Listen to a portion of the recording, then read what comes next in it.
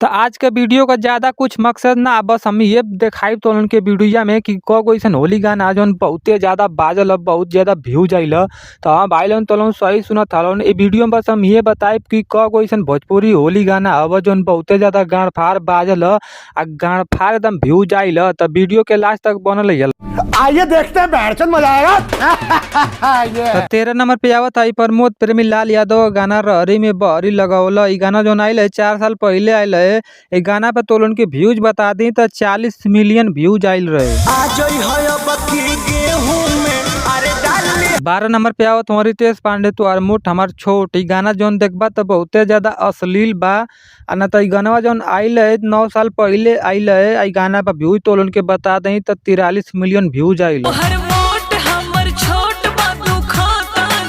11 number पे आओ तो अरविंद अकेला कल्लू गाना भौजी के बहन रंगवैया। ई गाना के हम पता ना कैसन गाना है। गाना के हम सुन ही ना कहाँ का गाना आवा, लेकिन तो उनके व्यूज बता दें तो 4 साल पहले गाना आइल है। व्यूज पे देखबा तो 61 मिलियन पे व्यूज आइल। 10 नंबर पे आओ तो हिट मशीन खेसारी लाल यादव बतार मेरा होली में धोखा दिया है। ये जो गाना आइल है 4 साल पहले आइल है। गाना पे व्यूज तो उनके बताएं तो 74 मिलियन व्यूज आइल। 9 नंबर पे आवत हम पावर स्टार लहे लहे रंगम सलवरवा। जो गाना आइल है 3 साल पहले आइल है। गाना पर तो उनके व्यूज बता दी तो 74 मिलियन व्यूज आइल।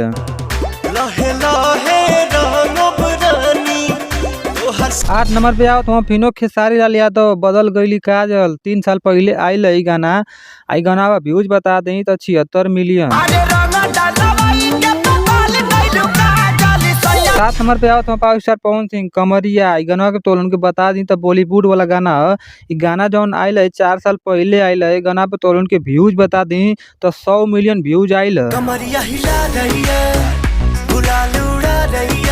6 नंबर पे आओ तो खेसारी लाल यादव बता रही है होली के बाद। ई गाना जौन आइल है 6 साल पहले आइल है। गाना पर व्यूज बता दी तो 120 मिलियन व्यूज।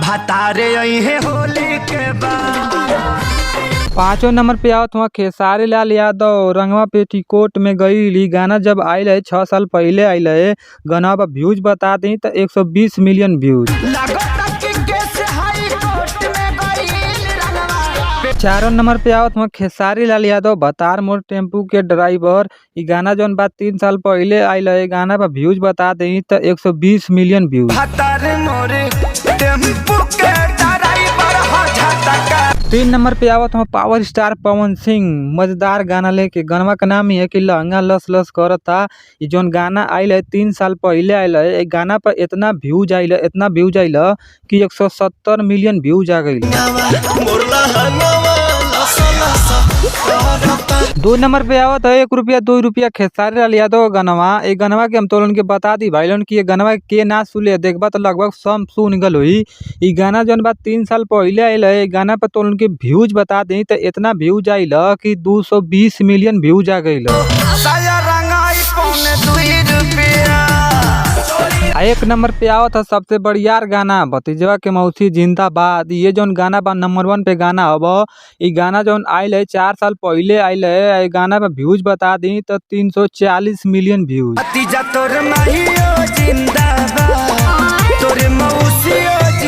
तो भोजपुरी होली का सबसे बढ़िया गाना ये गाना भतीजवा के मौसी जिंदाबाद। आई गाना खेसारी लाल यादव तो काही बाजल बा, इतना बाजल बा कि केहू अबले बाकी ना आई सुने खातिर। अभी भी बजबे करी या कितना बाजी गाना कहाँ ले व्यूज जाई एकर कोनो रुकावट ना। आज होली वाला गाना का भोजपुरी का जे किंग बा खेसारी लाल यादव हम सब सिंगर इनकी नीचे ही रही हैं।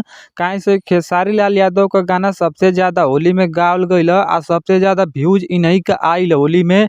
इनकर बहुते गाना है कि जोन बाजल और बहुत सुनल गईल। आ तोलो ने वीडियो में कमेंट करके बताइया लोगन कि तोलोन के कौन गाना एमे से ज्यादा पसंद है। वो तोलोन कमेंट करके बताइया लोगन आ केकर गाना सबसे ज्यादा सुनेला लोगन इहो बात बताइया लोगन।